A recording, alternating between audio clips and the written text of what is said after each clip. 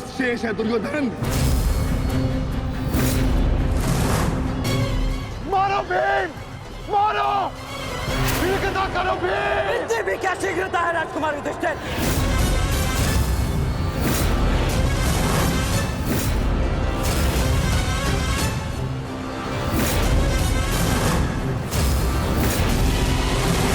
पीछे हट जाइए विकोदर भीम, अन्यथा मूल्य अपने ज्येष्ठा के प्राण देकर चुकाने होंगे।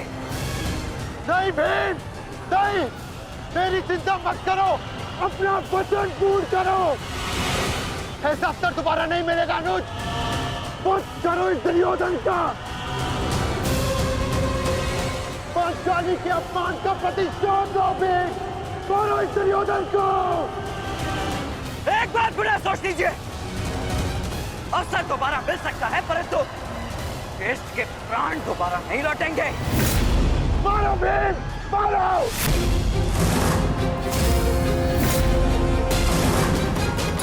दुर्योधन!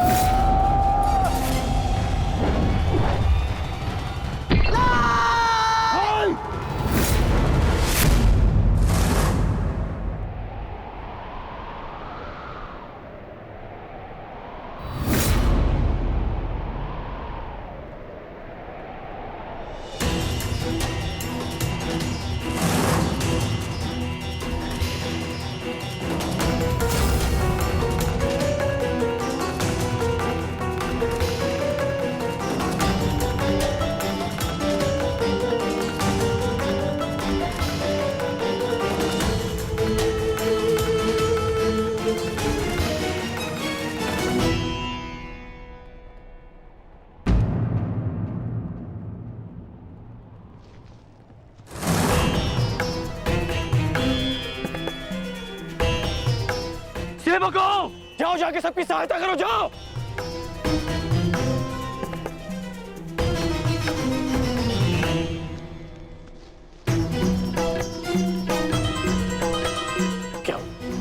क्या हुआ?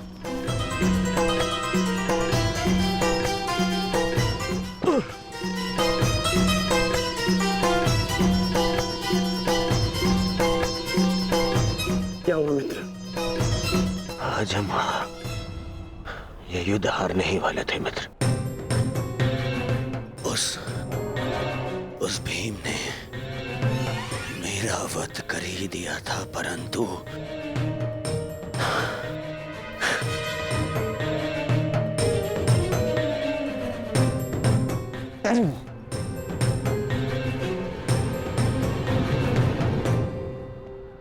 ठीक समय पर आकर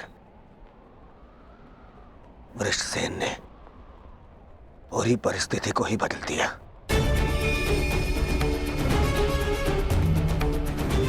वीर वृषसेन ने आज न केवल मेरे प्राणों की रक्षा की,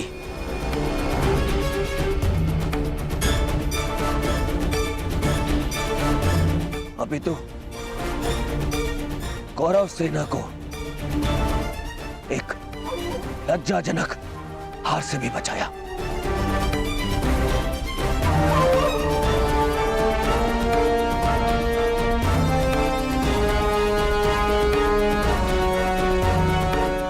मैं गर्वित हूं तुम्हें अपनी सेना में पाकर पुत्र, गर्वित हूं मैं।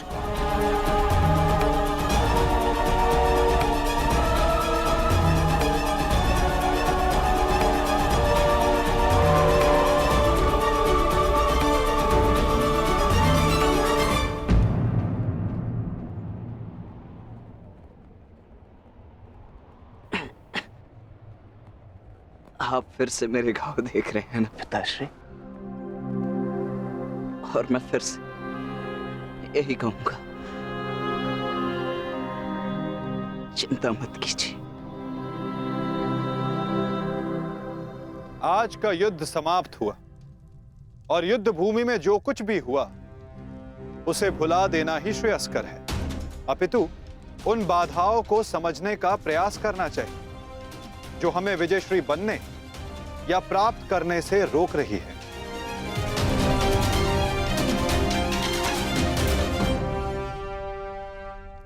सबसे बड़ी बाधा तो वो कर्ण का पुत्र वृषसेन है। आज दूसरे दिन भी उसने दुर्योधन का अंत होने से बचा लिया। दुर्योधन के वध होने के पश्चात वृषसेन को अपने मार्ग से हटाना अति आवश्यक है। कुछ नहीं होगा आपके पुत्र को, और आपका पुत्र आपके मित्र को भी कुछ नहीं होने देगा।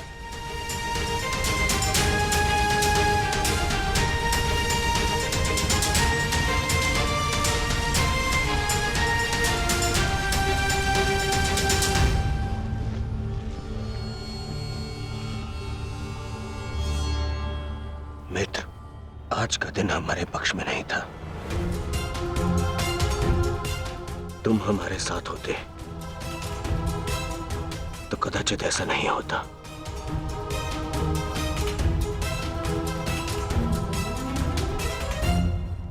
आज युद्ध भूमि में कौरव केवल धर्मराज युधिष्ठिर का वध करने का प्रयत्न करते रहे, और कल हम दुर्योधन को अपना लक्ष्य बनाएंगे।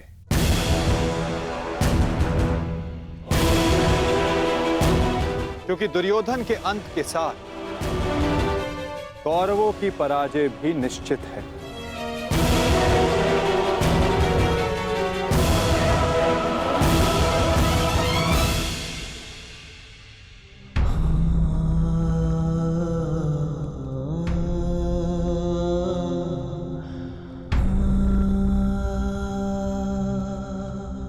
पुत्र,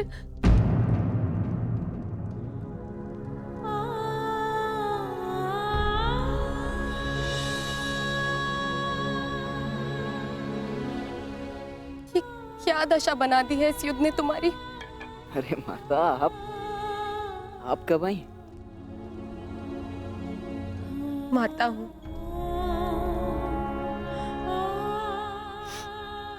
पुत्र को घाव लगता है तो माता को आभास हो ही जाता है।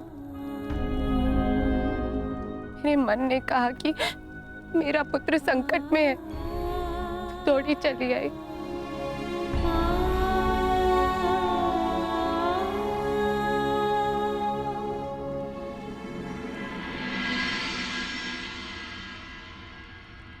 परंतु आप भी तो इसके पिता हैं। क्या अपने पुत्र की इस दशा को देखकर तनिक भी दया नहीं आती? अपने पुत्र के जीवन के लिए आपको कोई मोह नहीं? मैंने निश्चित कर लिया है, तुम कल युद्ध में नहीं जाओगे।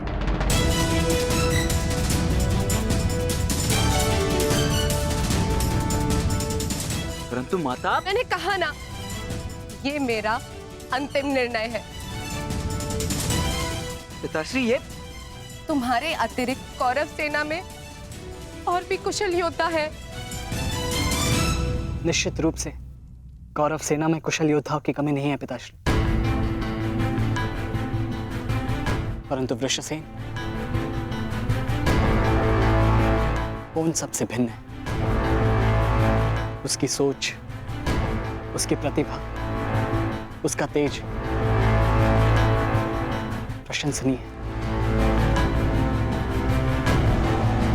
उससे द्वंद्व करते समय मैंने बहुत कुछ सीखा। यदि वो कौरव के पक्ष में ना होता तो निश्चित रूप से मेरा अभिन्न मित्र होता।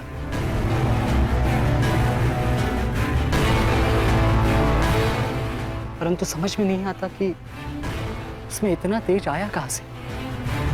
कुछ जन्म से, कुछ कर्म से। वो अंगराज कर्ण का पुत्र है,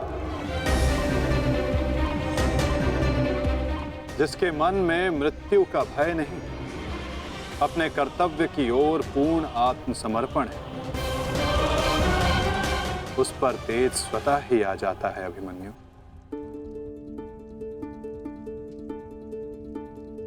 मैं अपने कर्तव्य से मुख नहीं मोड़ सकता माता, क्षमा चाहता हूं।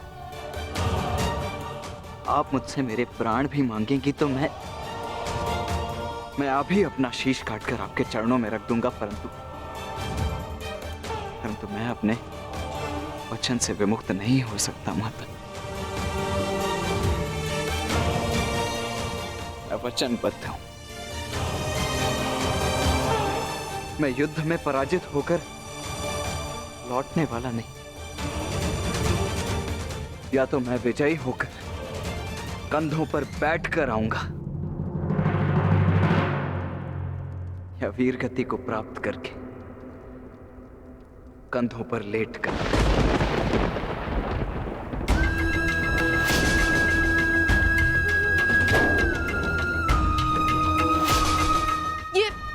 ये आपका पुत्र क्या बोल रहा है? अब आप सुन रहे हैं ना? मैं आपसे हाथ जोड़कर विनती करती हूँ स्वामी, रोकिए इसे। आप ऐसा कैसे होने दे सकते हैं? कुछ कीजिए। करना तो तुम्हें है सुप्रिया।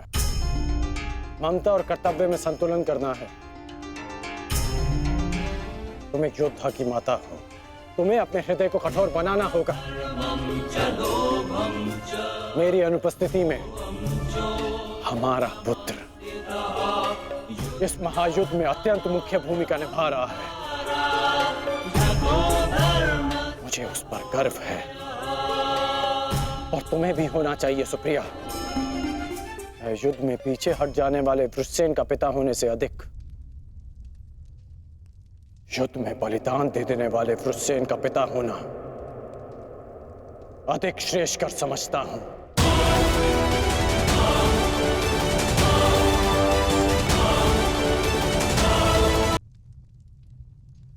और तुम्हें भी समझना चाहिए सुप्रिया, तुम उसकी माता हो, उसकी शक्ति बनो, उसकी दुर्बलता नहीं। हर मनुष्य अपना लक्ष्य चुनता है और मैंने और वृषसेन ने भी अपना लक्ष्य चुन लिया है। हमारा लक्ष्य ये महायुद्ध है और युद्ध बलिदान मांगता है। यदि वो बलिदान मेरा या मेरे पुत्र का होगा तो हमसे अधिक भाग्यशाली और कोई नहीं होगा सुप्रिया। परंतु मैं इसकी माता हूं। हर कोई जो इस युद्ध में है उसकी भी माता है। वो भी किसी का भाई, बेटा, पिता या पति है। यदि हर माता तुम्हारी भांति विलाप करने लग जाए तो इस युद्ध में योद्धा रिक्त हो जाएंगे। जब युद्ध क्षेत्र में मृत्यु समक्ष खड़ी होती है तो योद्धा पुकारता है, हे मृत्यु, तैयार यदि तू आने को, प्रसन्न मुख आ, द्वार खुला है, तेरा स्वागत, प्रसन्न मुख आ।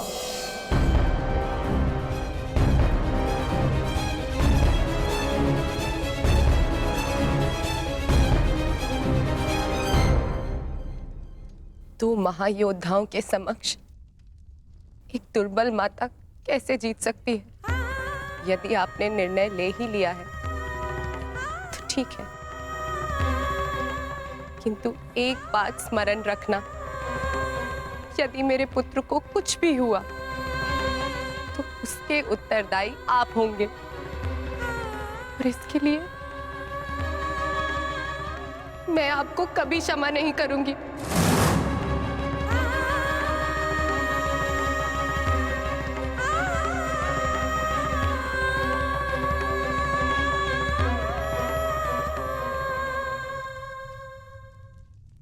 आज युद्ध भूमि में पांडवों का प्रयास था कि दुर्योधन पर वश पालें। कल भी कदाचित उनका यही प्रयास होगा। इस कारणवश हमें सज्ज रहने की आवश्यकता है।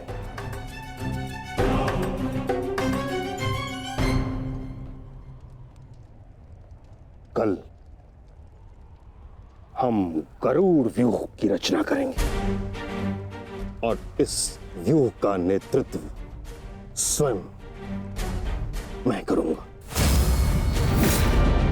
गरुड़ की आंख के स्थान पर मेरा रथ होगा। उसके एक पंख पर गुरुद्रोण, आप और दूसरे पंख पर अश्वत्थामा, मध्य में मद्रराज शैल्य और युवराज दुर्योधन अंतिम रेखा पे रहेंगे। कुशल योद्धाओं का दल उनका सुरक्षा चक्र बनकर रहेगा और किसी भी मूल्य पर यह सुरक्षा पंक्ति टूटनी नहीं चाहिए। ये लीजिए, ये नई रणनीति लाए। पितामह, आपकी अब तक कोई भी रणनीति सफल तो हुई नहीं है।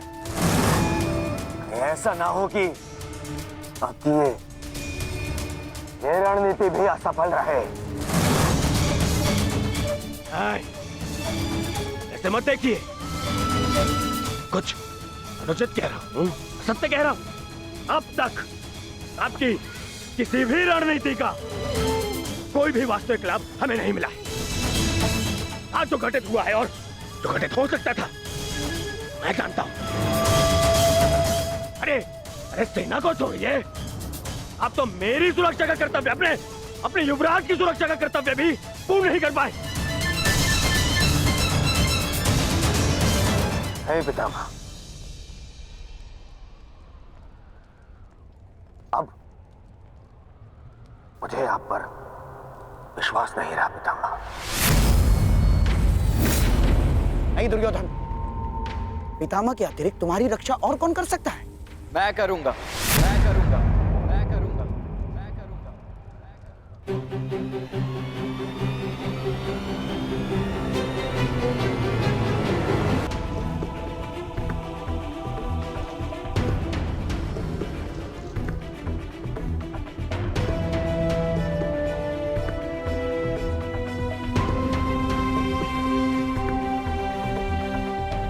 मैं मानता हूं मैं महामहिम के समक्ष कुछ भी नहीं, और मैं हृदय से उनका सम्मान भी करता हूं।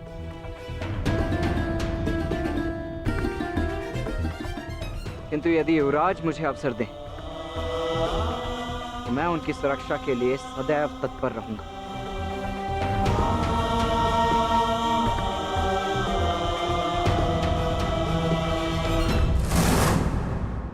आपका क्या मत है वासुदेव? कल कौरव किस रणनीति के साथ युद्ध क्षेत्र में उतरेंगे?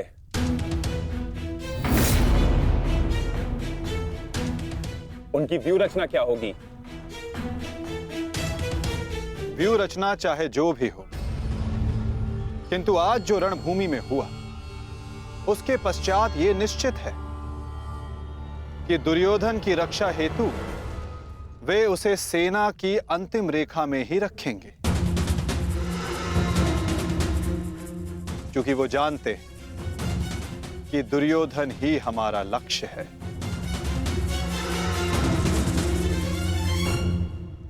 यदि ऐसा है तो फिर हमें कौन से व्यू का उपयोग करना चाहिए माधव? अर्धचंद्र व्यू पार्थ।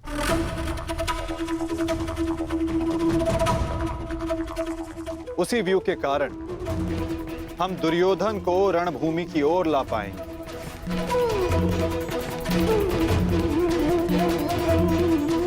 और यदि दुर्योधन व्यू से बाहर नहीं आया तो ये उसकी दुर्बलता समझी जाएगी और मानसिक पराजय भी।